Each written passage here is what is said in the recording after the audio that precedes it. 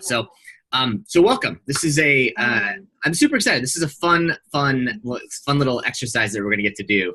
I have now had like the privilege of helping what'll be over 150 people go through an experience like this. And at the end of it, instead of getting like a diploma, they publish a book.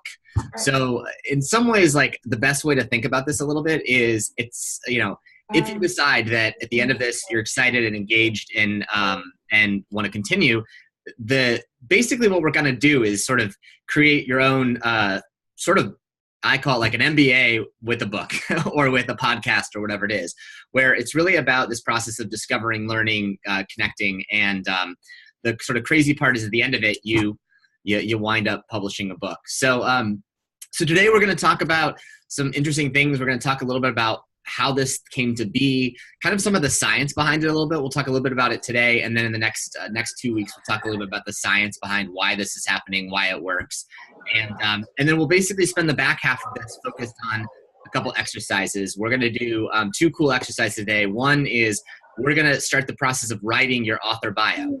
So, surprise, surprise, now all of you are authors, and so we're going to start that process. And for a couple reasons. Part of that reason we're going to do that is it actually just, as soon as you set your mindset and say, well, maybe I am an author, the chances of you actually doing it grow up dramatically, which is awesome. And the second part of it is it's just this interesting exercise that you'll start to think about, how do I want to be defined? What do I want to write on the back of my book one day when this happens? And so we'll do this process of helping you write your author bio, which is a cool, fun exercise, which most of us have never done before.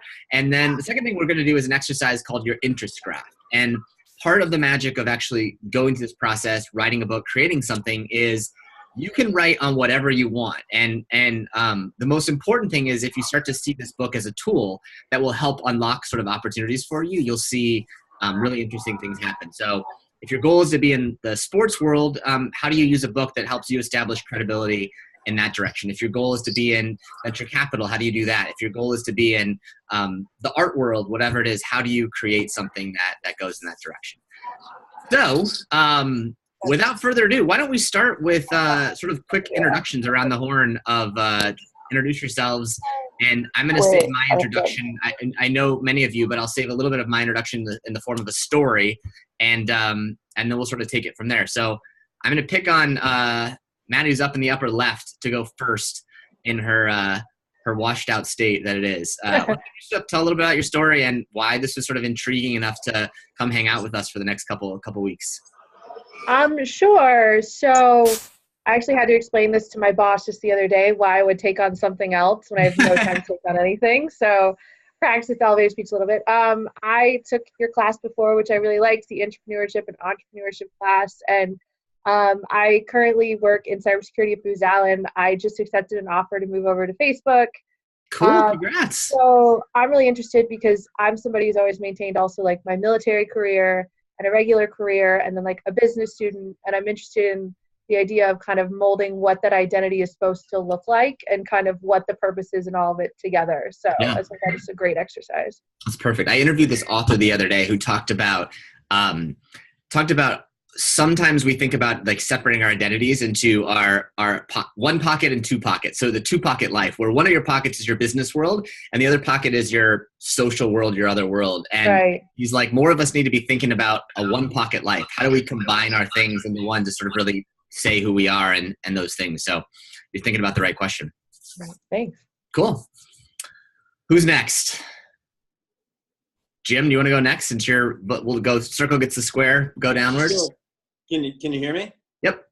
Okay. Hey, I'm Jim Bolden. I live in Minneapolis and had my own business for probably 25 years now, teaching communication skills to people in organizations, mainly leaders. And but I'm always interested in kind of learning and how do you help really get people focused on what's important for them. And I heard a podcast with you, Eric, and I thought it was awesome, and I thought it was really awesome for my daughter here today. But I thought there's some things I could learn too. So people keep telling me I should write a book. So I thought, all right, well, let's hear what you have to say in terms of this process. Sounds really interesting. I love it. Cool. Well, it's good. Well, it was a fun podcast with Heather, a friend of mine, and Absolutely. she was like, that was a lot. We covered in an hour, so we were flying, but it was fun. Yeah, it's fantastic. Cool. Awesome. Well, good to meet you, Jim. Yeah, Russell, thanks. do you want to go? You're at the bottom square here. Yes, can you hear me? Yep. Yes, I'm Russell Clark. I am currently a management consultant with Cognizant. I really chose to take this because I took Professor Koester's Startup Factory class 2 years ago at Georgetown, and it was a very interesting class, and I enjoyed it a lot, and definitely want to keep pushing forward with entrepreneurship. So this would be a good opportunity. Cool. I love it. Well, good to reconnect and hang out again. Awesome. Taylor, you're like in the center square here. If we're playing Hollywood Squares, you want to take it from here? Sure. Can you hear me? Yep. Awesome. So I'm Taylor. I also took Professor Koester's class. I think it was 3 years ago, and it was the best thing that I've ever taken. It got me to think outside the box. Checks in the mail for that one. Yeah, it was a lot of fun. So here I am again. Hopefully I'm going to pick up some new skills and be challenged in ways we haven't been before. And hopefully it'll give me some new ideas for pursuing new avenues of whether it be a business, a side project, or anything of the sort. Perfect. I love it. Perfect mindset. It's awesome. KJ Boogie is in the bottom. I don't even know. Who knows who KJ Boogie is? But KJ Boogie, you want to give us your intro? Me? Yep. Now we can hear you. Yep. Okay. It's Kyle Burgess. It's there you go. embarrassing that my personal Zoom account apparently shares my fun name. Love it. So it's like I took the same class at Madeline. Messenger name. Oh no, that one's even worse. And my Skype name is Cyber Kylie, which I later, realized sounds like a cyber sex person. So, yeah. Anyhow, I took the same class that Madeline took this summer with Professor Koester doing intrapreneurship and entrepreneurship. And the reason that I'm interested in this publishing class is I've had a lot of really interesting experiences over the last few years. I run a small nonprofit, and we are essentially a nobody entity, but I've gotten to do really cool things like go to Richard Branson's private island or sit on a committee for the Federal Communications Commission, just by basically asking, just by, pushing the boundaries and seeing what's possible and just getting my foot in the doors I didn't belong. And I am a nobody, but somehow I've spoken on public panels on things. And so I'd really like to channel all those experiences I've had over the last few years into a kind of cheat sheet for other people to, life hack. So yeah, that's awesome. That's why I want to take this class. You're going to find it interesting. Some of the stuff that you probably do naturally or accidentally, we sort of have started to study it on a more macro level. So we studied about 3,400 people who have figured out similar ways to hack the system and do things that are surprising to them. And so we sort of call it the science of standing out a little bit. And so some of the things you probably hear might be informative of what you want to write, but it is interesting. There's there's actually a little bit of there's a cheat sheet to it for sure. Marina? Yeah. Hey guys. My name's Marina, and I was also a student of Eric's and was in Startup Factory, and it was the best class I took at Georgetown. Loved it. Your check is in the mail too then. Excellent. So right now I work for WeWork, office sharing company, and we do a lot of stuff with entrepreneurship and creators, and I thought this would be a great kind of class to take to, explore creativity and really become kind of a creator in written. I don't have a background in writing, but looking forward to developing it. Cool. It's better for it. You don't have to have one. Just a idea person. That's good for now. And I don't know your name. Admin, I guess, is what. I think you're muted. Let me unmute. There you go. Are you unmuted? Let's see. Unmute. Oops. There we go. Now we can hear you. Yep. Well, my name is Lori Wesley. I am in my own business. I started it 6 years ago. It's called Blue Sky Partners. Mm-hmm. I help largely nonprofits and individual leaders figure out how to do things differently and how to deliver their mission in new ways. I have a long history. I'm based in Washington, D.C., I worked in the Senate, in presidential campaigns, and large nonprofits. And in all of those jobs, the thing that is the most similar is I helped people figure out how to think outside their box. Yep. And so I have been asked to write a book about leadership, and someone who is in your in-person class is my co-author. So awesome. Even better. She and I are going to enjoy using your wisdom to launch this next endeavor. I love it. I love it. Yeah. Well, that sounds awesome. And I don't know if it's wisdom, but I will say approaching this process of creating a book, not as a work of art, of fiction or whatever it was, going in without a lot of knowledge has basically helped me hack the system in a way that I sort of understand a lot more about the power of this. And as I often tell people, it's really not about writing a book. This class is not about writing a book.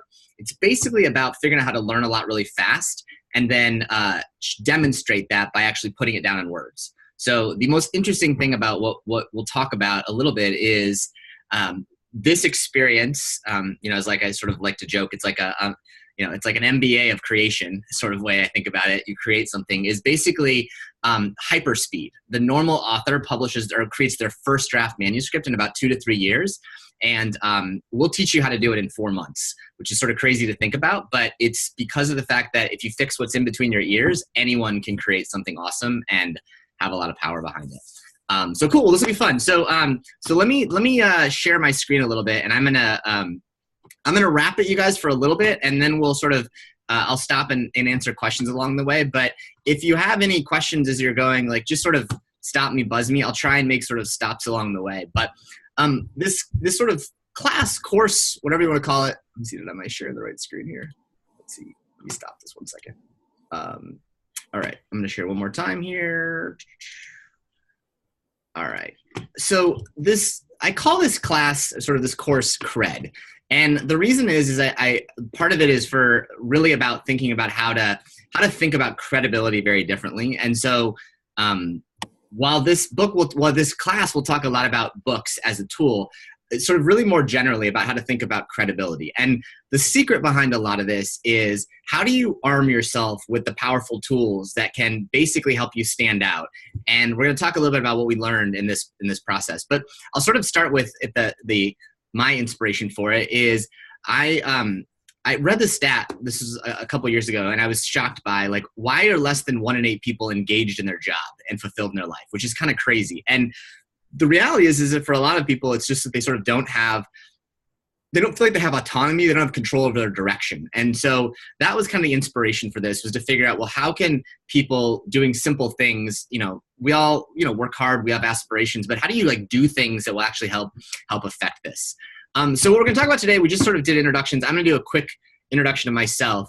We'll talk a little bit about this concept of the science behind credibility, what we found. We'll talk about it a little bit over the next couple weeks too, but we'll talk about some general levels about what we learned about it and how the book sort of fits into it, or a podcast or whatever, which I'll share with you a little more.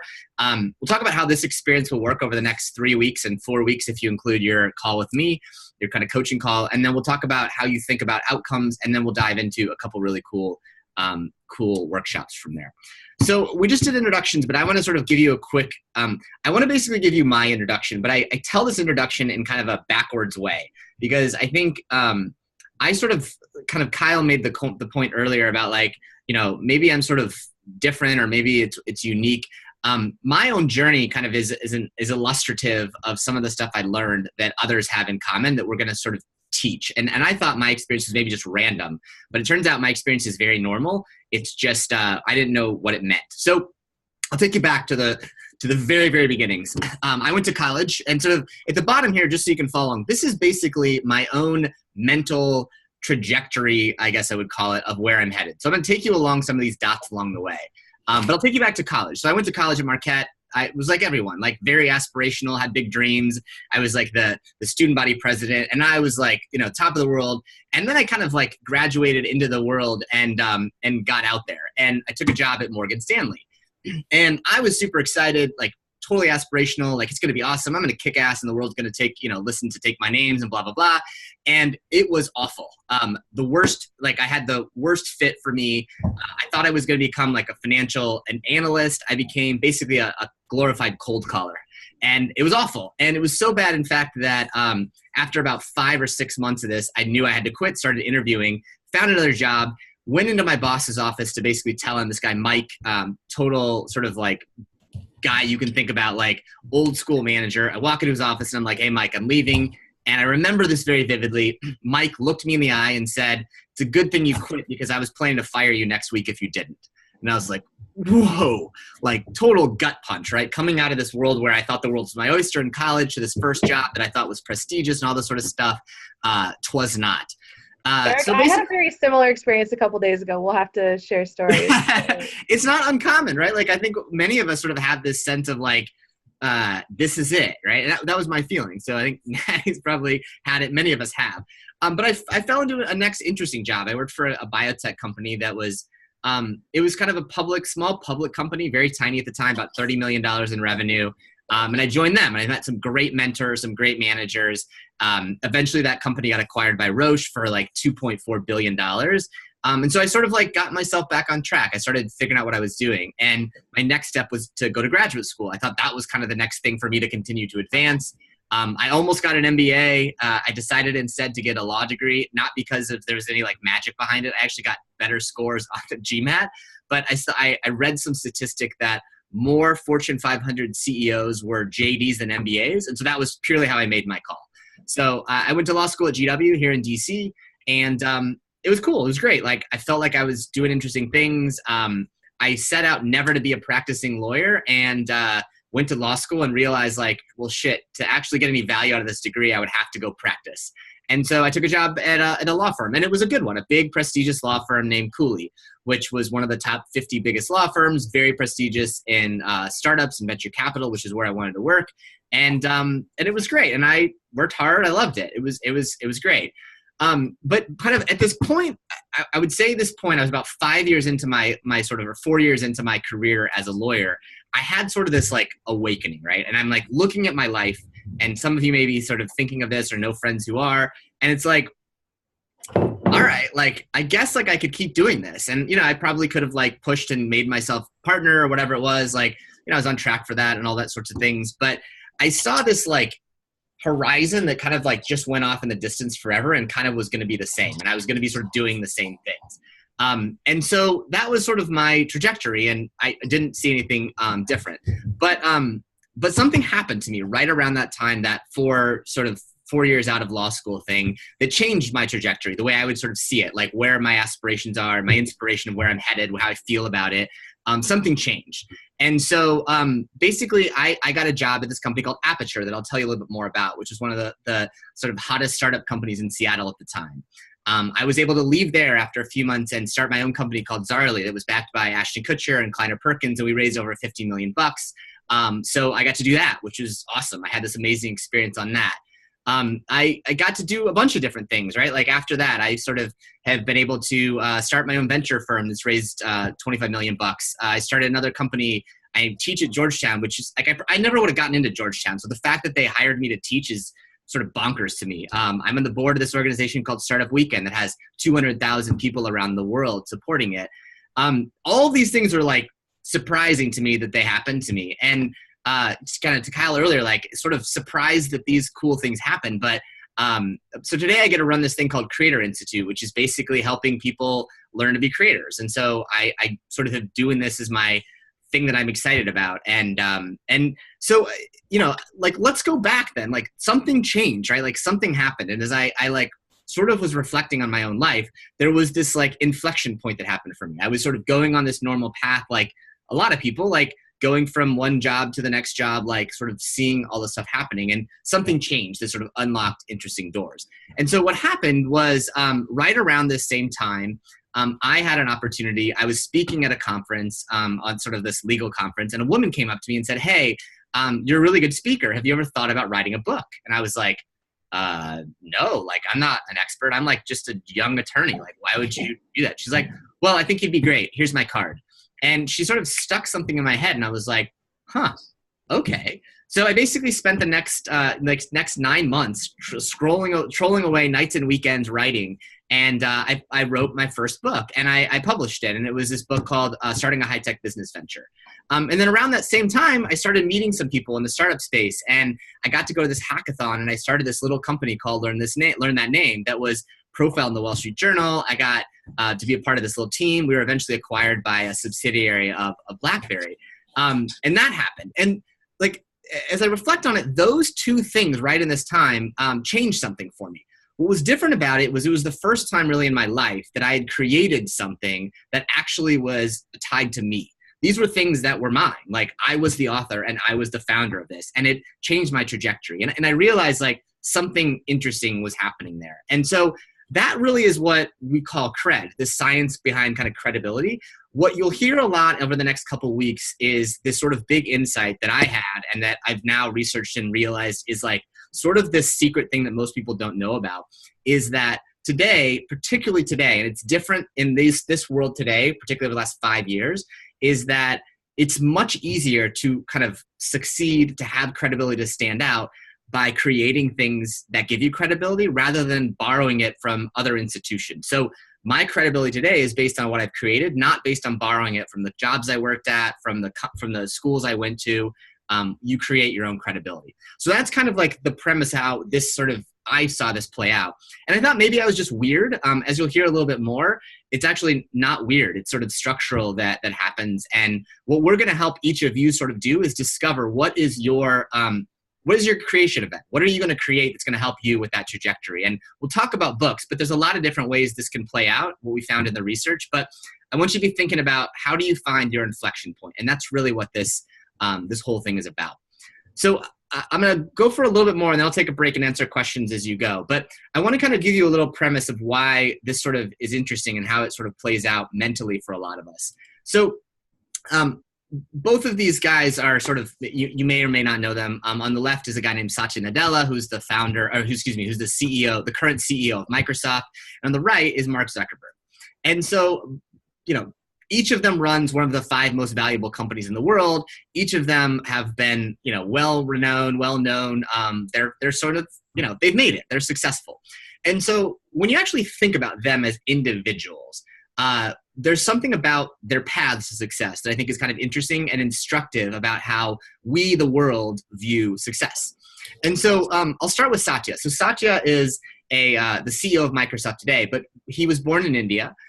He sort of, as he describes it, got lucky, got an opportunity to study computer science at University of Wisconsin, Milwaukee, and got a master's of computer science.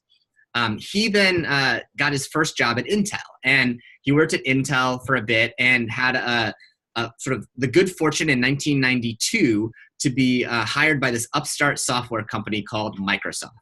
So in 1992, Satya is hired by Microsoft, which, good for him, right? Like, turned out pretty well.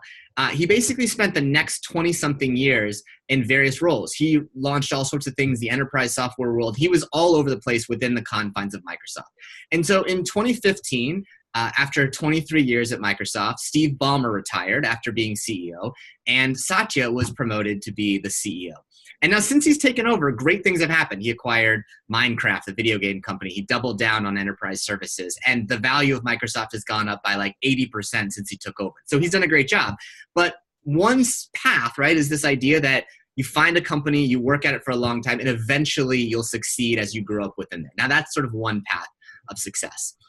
The other path, I think, is, and maybe he could have jumped around a little bit, but for the most part, he's sort of committed to grow and been a part of that. The other path is actually the Mark Zuckerberg path, right? Zuckerberg is, you guys, all probably know from his story. He was, a college student at Harvard, kind of a rabble-rouser, breaking things, building things, and eventually started this thing called the Facebook, and decided to eventually leave Harvard, go do this full-time.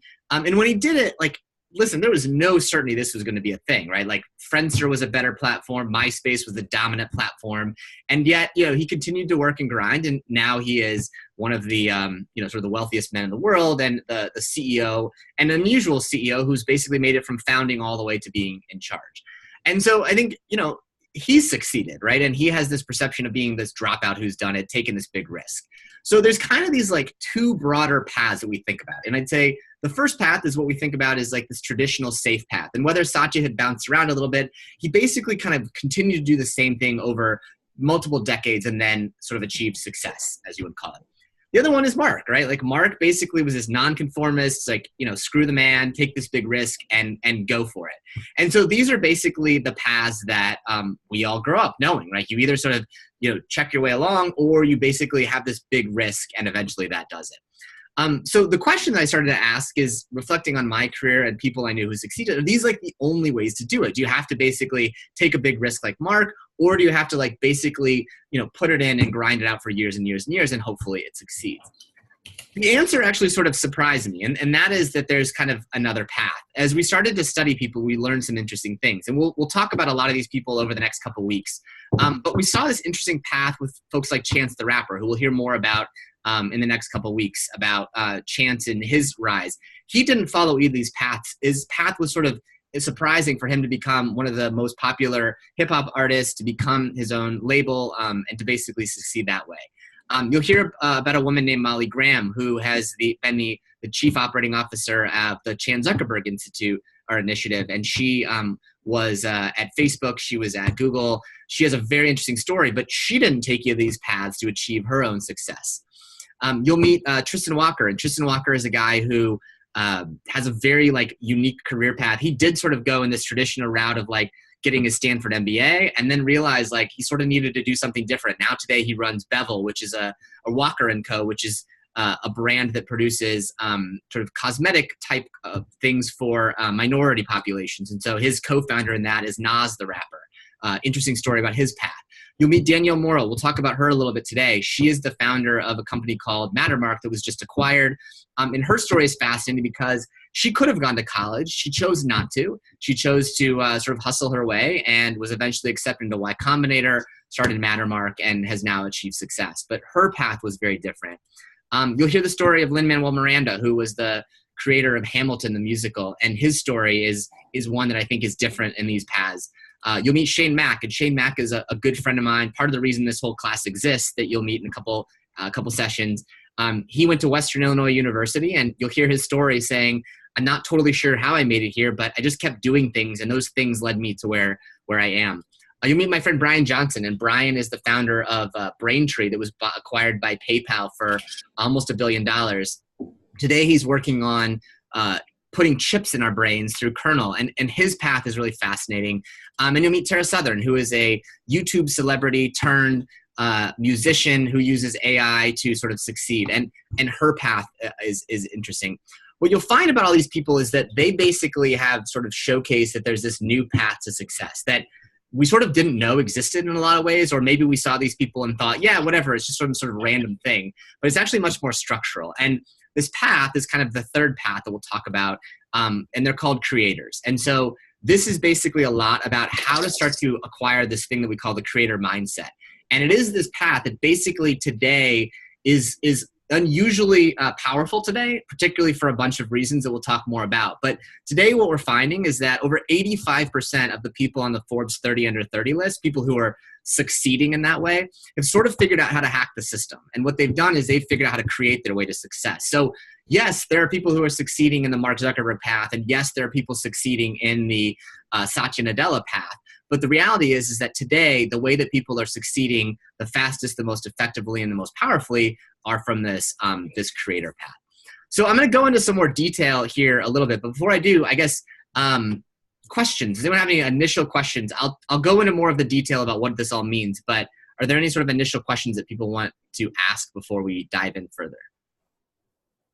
I have a quick one. I don't know if this can be answered here, but just makes me think about, it seems like all of them come to the point where they're like, how do you see a trend with people getting more comfortable with risk, or like all of these people at some point had to be really comfortable in taking a risk, even people who are kind of on the safer path? Have you noticed like a consistent trend of that, of when people do that or how they decide to do that? So it's actually not about taking risks. That's the funny thing about it. So it's actually the opposite. The thing that people believe is that success comes from taking these big risks And what I would share with you is what we learned instead is that most of these people, when you unpack their success, it's actually about something that was decidedly unrisky. Some actions they did, some things that they did that were not risky, but that actually gave them credibility so that when they took this risk, it really wasn't a risk anymore. So the actual process that goes on is actually the de-risking of success. And it's a funny thing, like we think about this as like, oh yeah, all of these people took this risk. The reality is that it looks publicly like they took a risk, but the real thing that they did is they took certain actions, they created things is really what it is, the way that they think, the way that they act, and the way they communicate. They did certain things that actually de-risked them. And so it's sort of a funny thing the way that it works, but it is typically in this way that people do something that may seem a little bit counterintuitive, the way that people do it, but that action, that's not a risky action, it's just an active action, leads them to success along the way. So we'll talk more about it, but it is, it's this class, and I think this entire thing, it's actually not about taking risks. It's actually about just taking actions that are just actions, and those actions will lead you in places that you'll be surprised. They'll lead to like exponential gains, but it turns out it's not a risk. Any other questions? All right, I'll keep going. I'm sure that you'll have more, and like feel free to just stop me at some point and as we go. And again, I'll be unpacking this, and I'll tell you this a little bit, right? Like by the end of these 3 weeks, you'll feel a little bit like you're in that scene in The Matrix when he's got the green pill or the red pill. You'll feel like you've taken the red pill a little bit because you'll see the world entirely differently. And I recognize that we're just sort of at the start of it, but what I want you to sort of be thinking about is exactly kind of Maddie's question is like, but this seems like, is this different? How does this fit? Like you will see the world a little bit differently, especially as we break this down in terms of what it exactly is. So let me walk you through this concept a little bit of what we learned of sort of the science behind credibility. And so again, I thought it was kind of interesting, but there had to be more to it to really understand it. So let me explain to you a little bit about credibility and particularly how credibility has changed. So there's this theory out there that I'll talk a little bit more about called the signaling theory. And in short, what the signaling theory is how do we communicate to other people to sort of give us credibility? So how do we do things or take actions or say things that other people say, oh gosh, trust this guy? So what are the things that I'm doing or how I'm acting or who I'm associating with that will make other people perceive me to be more credible? All right. And so the basic premise behind this was started by a guy, or basically came up with, particularly in the context of our careers, by a guy named Michael Spence. And so Michael Spence was a graduate student, economist at Harvard, and he came up with this theory based on some theory about how to find lemons in used cars. So kind of a weird thing, but there was this popular theory called the lemon law or lemon theory, which was how to find lemons in used cars and how could we think about that. So he looked at and said, like, well, I wonder if I can apply that to the job market or the career world. Can I help companies basically avoid lemons? So said differently, how can I help avoid companies from hiring shitty employees? Basically is what it is. And so as part of this research, he wanted to figure out how you could predict as an employer whether or not someone you hired out of college or out of a graduate degree or whatever it was not going to be a lemon. And so this theory that he proposed was called the signaling theory. And so it was this very complicated, long theorem that he put together, but the basic gist of it is this. If someone is looking to hire someone, right? So if you're looking to hire someone and maybe you guys have hired people or maybe you've gone through the process yourself, basically what Michael Spence's theory says is, specifically if you're hiring something out of a graduate degree or out of their first couple jobs, think about people kind of hiring them in their first couple jobs. What Spence found is that it doesn't matter anything about them other than the prestige of the school they went to. So let me say it again. It doesn't matter what your grades were. It doesn't matter what your internships were. It doesn't matter what clubs you did, what classes you took, what major you took.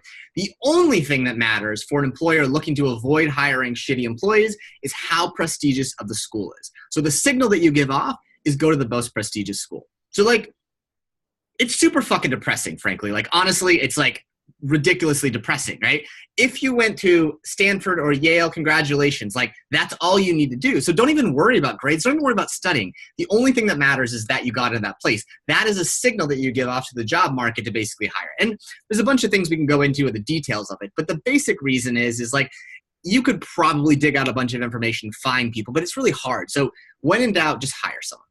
And so basically this whole signaling theory became a whole thing, became like a very popular thing. And in fact, this is the reason that the applications to schools like Harvard and Yale and sort of Ivy League schools has gone up 4 times faster than the rate of people going to school. It's gone up exponentially faster, essentially 400x. Or 40x, and so, or 4x. So basically what's happened here is that we've all done that. And so it's sort of depressing, right, to think about that. The only thing that we can do to affect our success effectively is go to the best, most prestigious school. But here's the worst part. It's actually right. So Michael Spence in 2001 was awarded a Nobel Prize for economics. Basically, enough smart economists said, like, he's right. If you want to basically hire someone, the only thing that matters is how prestigious of an institution they're associated with. And so what that basically says about credibility in some ways is that the only way that you can sort of signal your credibility to other people is by borrowing it from the institutions you're associated with. So what I mean by that is, again, it doesn't matter anything about you. Like, it doesn't matter that Marina is Marina. All that matters is that Marina goes to a school X that has credibility, and people say Marina is a graduate of school X, or Marina worked at company X that's prestigious in that work. So again, if you went to a prestigious college or a prestigious graduate school, or you happen to work at a prestigious company, Goldman Sachs or whatever it is, that's the way that you succeed. And so that's the premise behind Michael Spence's theory. So I'll share a little bit about, back to my story, a little bit about how that played out. So remember, this is me, right? I'm at Cooley. I'm a lawyer. I'm, at a prestigious firm. But like, really, I'm just like a guy at a prestigious firm. And what I would share with you is that for the most part, that meant that I had to borrow my own credibility. So I'll tell a quick story about I'm at Cooley and my own experience. So I'm at this, I basically had this desire to break into startups. I'm at Cooley. I'm a sort of a second-year attorney at that point. And I meet this guy here, pictured here, named Kabir Shahani. And Kabir is a young, sort of successful entrepreneur at the time. He was one of the sort of the Forbes 30 under 30 at the time. And I met him at a networking event in Seattle. We chatted a little bit. We were hanging out, we were drinking beer. And I basically said, tell me about yourself. He told me about himself. I, introduced myself. He's like, what do you do? And I said, I'm an attorney at Cooley. And immediately his face kind of went like blank. He's like, oh God, this guy, right? And I was like, well, whatever, fine. Like, I get to meet him. Eventually he'll know how great and nice I am. And this will be perfect. So a couple weeks, like the next day, I sent Kabir a LinkedIn request. And I basically sent a request, and I got a note back effectively that said, Kabir has rejected your LinkedIn request. And I was like, what the fuck?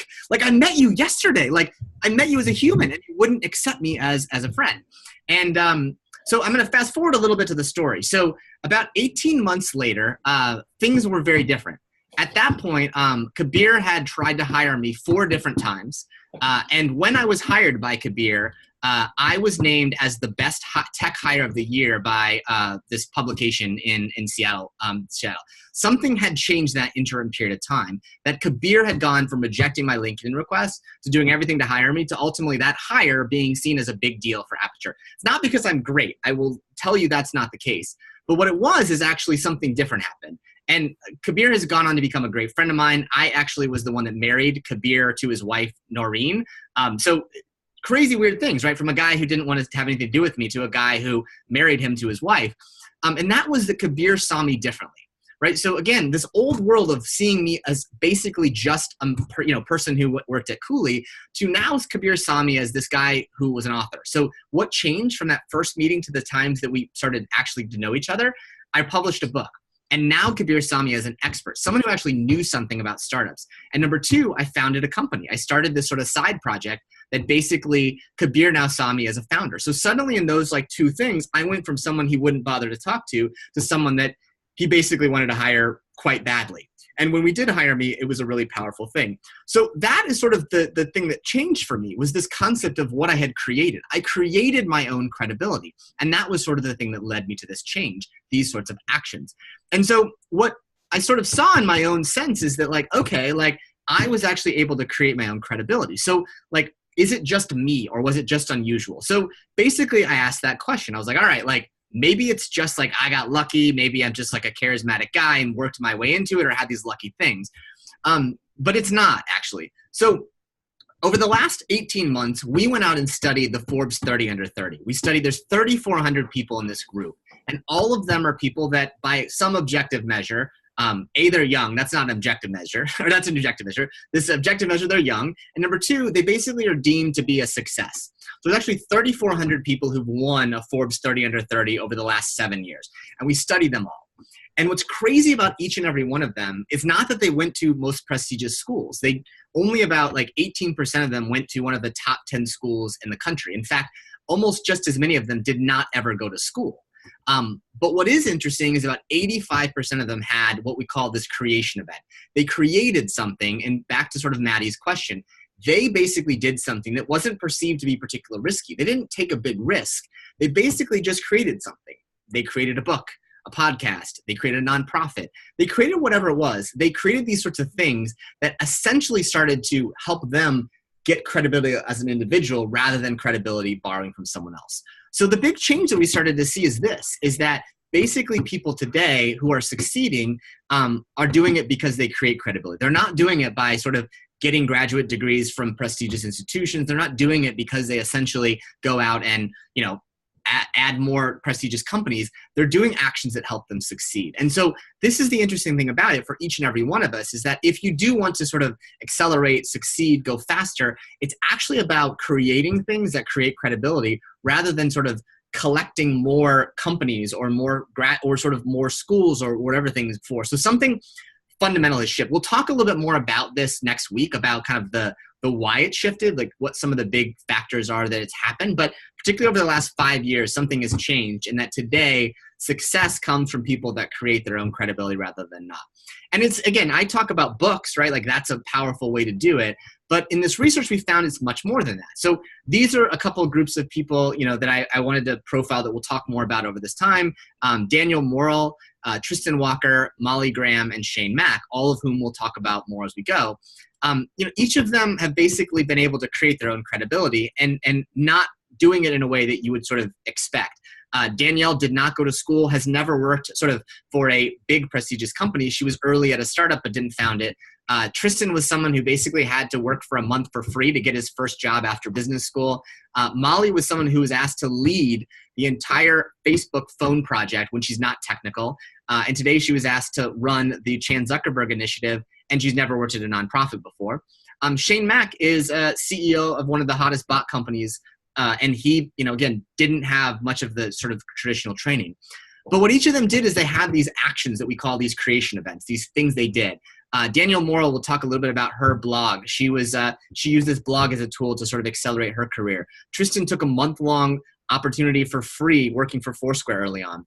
Molly created a course at Facebook and at Google that she called Sharing Your Legos, that helped people as employees, how to grow when they were in a fast-growing company. And Shane wrote and published a book. And Shane's actual conversations with me, both of us had that experience of creating a book, led me to sort of create this class that started out just about books, but now has expanded beyond that. So what we realized about this group of people is that what this act really is it's an action of kind of openly demonstrating your purpose. All of these people had things in mind they cared about, that they wanted to do, and the act of sort of openly sharing something, getting something out there, a book, a blog, a course, whatever it may be, were the things that kind of openly demonstrate their purpose. And so that's really what you're going to learn how to do over the next couple of weeks, is identify what is it that you really care about. And I will share that with you. That is a part of this whole thing, is that how do you actually like figure out what you should do? Like what outcome should you want? And that's kind of why I created this entire like experience, because frankly, most people don't even know. Right? You're like, what should I do? And we use this word purpose as this big, huge, loaded word. I'm gonna teach you that it's not about that big, loaded word. But how do you actually think about like using this to get to where you want to go? How do you think about creating your own credibility? And so again, I think what the key thing to understand is that this is the path that people are succeeding fastest by today. They're not taking big risks like Mark Zuckerberg. They're not even taking things, like long times at certain companies. They're doing things that they create. And in fact, if you actually deconstruct Mark Zuckerberg's path, you'll see that his risk probably wasn't as big as you may think about it. And we'll talk a little bit more about that. So I've now gotten the chance to teach this experience to almost 200 different people. And over 150 of them will publish books or blogs books or podcasts or whatever it is, have or will. And for me, what's been so interesting about it is I think the power of a lot of this is that I think most people would say, I mean, I didn't ever see myself as an author. I'm not a writer or whatever it is. But the basic cool part is like, yeah, they basically have published a book. But what's much more important than that is what doors open after that. So a book is simply a tool. It's a tool to basically establish credibility. And what you want to use and think about the book for is that to get you that job, to get you that partnership, to help you start that company, to open whatever door you want.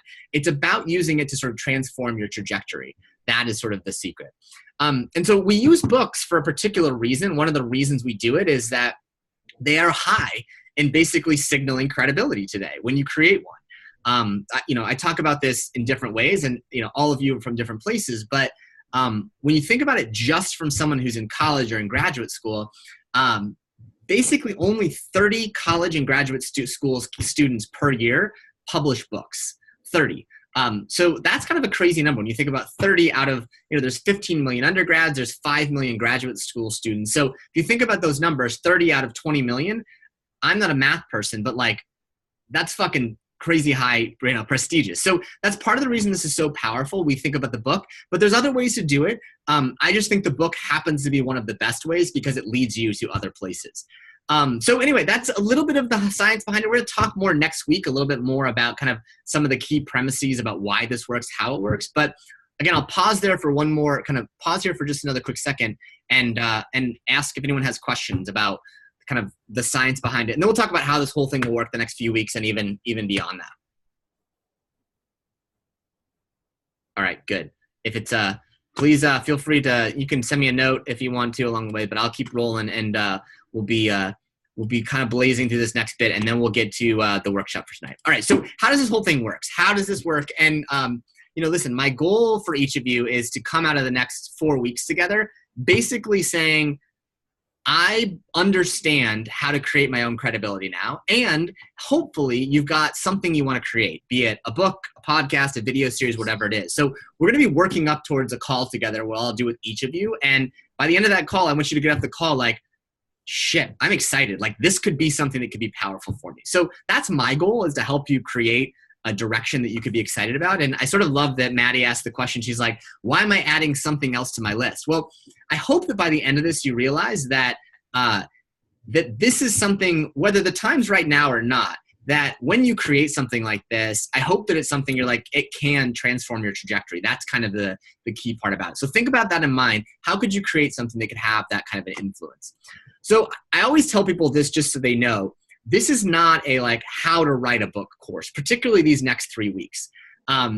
It's just like writing a book is very much a mechanical process that will take you through. What's much harder than writing a book is actually like mentally picking the right book and doing the activities to learn. So the book is just an outcome.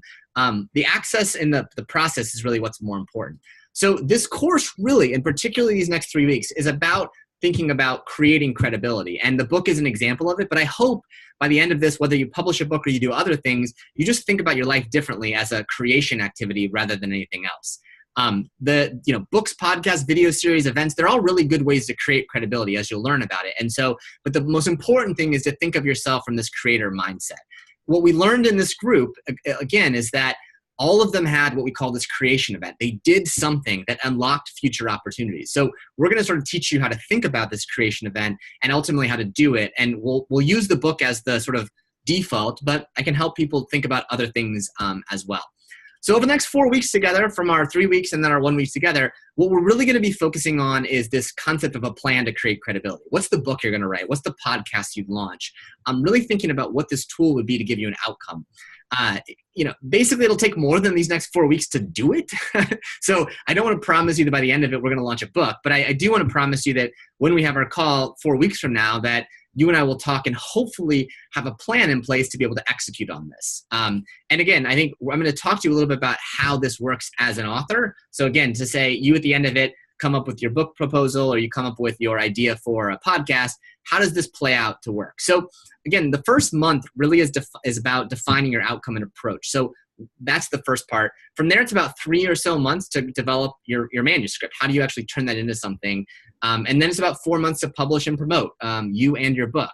And so to sort of break that down a little bit, right, this first month together, we're really going to be discovering what is the direction you want to run and what's the outcome you want to attain. So this kind of credibility plan that we'll talk about is what we're going to be doing together. From there, once you sort of say, like, this is interesting, I want to run after it, the next step really is sort of saying, how do you become an expert? How do you sort of develop this expertise in a way that can kind of help you learn a lot, right? Like, this process is really about developing expertise and then demonstrating it through a book. But the most important thing is, like, how do you become an expert in something? How do you look for those Venn diagram circles that overlap in a way where you can be the expert where they do? And then developing stories and insights and ultimately creating a manuscript. I tell people this all the time. Basically, the average author takes about 2 to 3 years to create their first manuscript. We do it in 3 months. And the reason that we can do it so much so is that I tell you at the start, my goal for you is to create a mediocre to shitty manuscript. I don't think you should worry about creating anything good yet. You should just worry about creating something. There's a whole bunch of things we can do with it after that. I give this analogy. If you are sort of working on a book, really what's going to happen is that you're going to need help to basically think about this, that you're creating a beautiful sort of vase. And, you know, like on the pot, if you've ever seen like someone making a vase or a pot, they basically like put a shitload of clay on top of the wheel and they start spinning it and they grow it over time. The goal here is basically to turn in a first manuscript that is sort of a big lump of clay that kind of is starting to like form into a circle, but like it's not done yet. It takes time to iterate these things and really to go from a manuscript that's okay into something else. But that's really that first one is helping do that. From there, there's a process of like, you know, polishing it, making it great, you know, making this into a pot and then making it into a book. How do you wind up doing covers, interiors? And then the most important part in all of this is you write this book to get you credibility. So how do you use this book to get on podcasts, to do interviews, to basically get access to the places that you want? That's really the secret. So for all of you starting this process today, assuming you're like at the end of it, you're like, I want to go forward. In December of 2018, each and every one of you can and will publish a book. So each and every one of you is in a position to basically do this. Again, it's like a masters of creation, right? You are basically going to be in a position to publish a book, which is crazy and exciting all at the same time. But the most important thing is that is sort of the way to start that trajectory shift. Once you have that, different things will happen that will be quite surprising for sure. So again, I think remember this whole thing is it's not just about books. It's books as an example that we'll use a lot, but each of these people are examples of folks that did something differently. We just use books because they're a good, powerful example and they sort of help. At the core of all of this, it's really about figuring out what is the outcome you want? Where do you want to go? And then what's the best thing to create that can convince people that can help you get there what it is? So Danielle wanted to convince investors to fund her business, and it was best for her to do this way. Tristan wanted to get someone at the hottest startup to hire him, and he had to do it that way. Shane was looking to basically raise his brand, and so that's why he used a book. They're all different, but at the end of the day, you have to understand where you want to go in order to create the thing that will get you there. So the key thing is understanding that you can create your own path, and it's not risky. It's basically just about creating things that will then make it look obvious, right? All of these things that you do are not like taking big risks. They're just about creating things that make everyone else say, well, it's not a big risk because ultimately they've been preparing for this for a bit of time. The single most important thing for everyone that does this is really to think about kind of the outcome you want. So what do you want? And so these are a set of authors who went through this experience the first time with me. You know, one of them, Beatrice, wanted to be an expat and wrote a book that helped her do that. Will wanted to become a venture capitalist, and you'll hear some stories about him. He basically used his book to do that. Jacqueline didn't want to have to take her job after college and start her own business, so she did a Kickstarter. Shiv became a soccer scout. Nick is managing an up-and-coming hip-hop artist. Monica works in the beer industry. Matt became a techie. Works for one of the fastest growing VR and AR companies in New York City after getting rejected by Snapchat in under 2 hours because he wasn't technical. So all of these are the important things. And I think part of what this 4 weeks is about is really saying, where do you want to go and how can the book be the tool to get you there? I want to tell one quick story before I sort of wrap this piece here and tell the quick story of Monica. Because Monica was someone who, in some ways, backed her way into where she's at. And I'll quickly tell the story. When Monica and I started, she's like, I told her, like, you can write on whatever you want. And that's what I tell all of you guys, like, write on whatever you're most curious about, whatever you're most passionate about. And she said, Eric, listen, I really like beer. And I was like, awesome. She's like, but can I really write on beer? And I was like, yeah, if you're interested in beer, write on beer. And she's like, but I mean, like, there's not really a career in beer. And I was like, well, just you wait. And so she wrote this book called Graduate Your Beer Craft. And it was a great read, very fun, told her stories. And basically the idea was, how can a young person learn how to order beer, craft beer, in a way like someone would order wine at a restaurant? So they look like they're savvy and knowledgeable. So she wrote this book. A couple days before graduation, she was a senior when she was working on it. She published her book. She became a category bestseller. She basically came to me and said, like, listen, Eric, I don't have a job. And I was like, whoa, really? That's surprising. Like, you're a great writer. You've got all this stuff. Tell me a little bit about where you've been applying for work. She starts listing off places. I applied to the Yankees. I applied to ESPN. I applied to Clorox. I applied to, like, this laundry list of places. And, like, at the end of it, I go to her and I'm like, Monica, so yeah, seems like something's missing from your list. And she's like, what? What would that be? And I was like, maybe like a beer company. And she's like, well, why? Like, that was a book for fun. I was like, are you kidding me? Like, you literally are now one of the smartest people about beer, craft beer in particular. Like, trust me, try it. So she basically started sending out a few notes, like cold notes to people saying, hey, listen, I'm this college student. I love the beer industry. Would you be interested in hiring me? Within a month, she had 6 offers. And the one that she ultimately took was an amazing story. She basically sent a cold note to this person. They said, love it. Come in. I'd like to meet you. Why don't we meet at Union Station? A series of happy accidents happened along the way, and that basically the guy didn't show up until about 30 minutes before her train was about to leave at Union Station. He finally shows up, sits down with her, and the first thing he says was, so I heard you wrote a book. And she's like, yeah. And she pulls out a copy out of her bag and slides it across the table. They start talking. He says, would you sign it for me? She's like, this is a guy who's interviewing me. And she said, okay, fine. So he signed it. She signed it for him. They talked for about 10 minutes, never asked for her resume, just asked about the book process. So she's got to catch a train in about 15 minutes and says to him, hey, listen, should we schedule kind of our interview here since we didn't really get to do it at all? And he goes, oh no, there's no next step. I'm getting you an offer right now.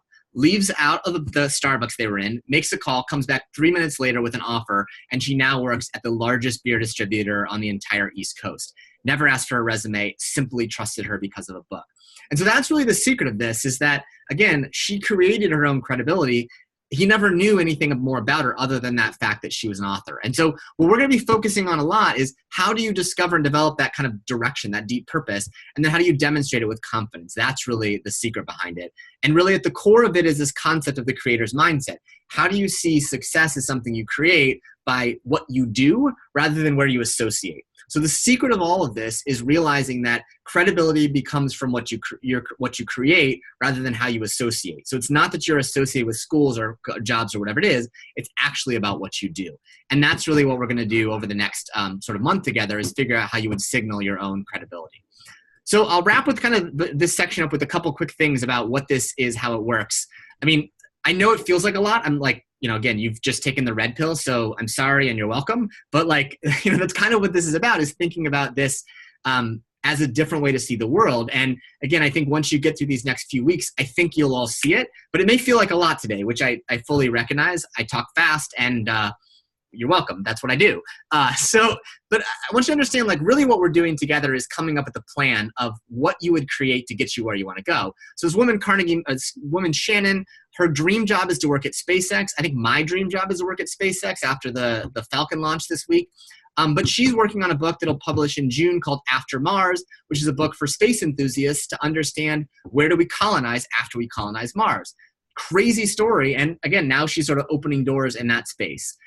This guy Alex really wants to break into venture capital. He's basically creating this book called The Gen Z Entrepreneur. It's really, basically profiling young entrepreneurs so he can prove to venture capitalists he knows how to find them. Jimmy, a guy from Penn State who graduated a few years ago, wants to create a consulting company to train salespeople. He doesn't want to work for someone. So he's publishing a book in March called The Farce of the Sale, a book that teaches people how to sell more effectively through improv techniques, that he's been in improv for the last few years. And Charlotte is a woman who wants to break into like the design for disability field, for accessibility. And she's writing a book about how technology entrepreneurs can impact people with disabilities. Caroline is a vegan who's become a beef advocate. She's writing a book called Craft Beef so that she can sort of work in this industry.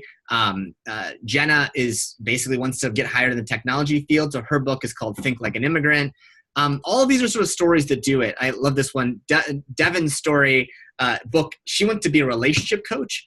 And so she's writing a book called Swiping Right, which is a book that'll publish in April about the future of relationships in an era of technology. Again, what you see in all of them is that it's about picking where you want to go and then creating something that can convince others to do that.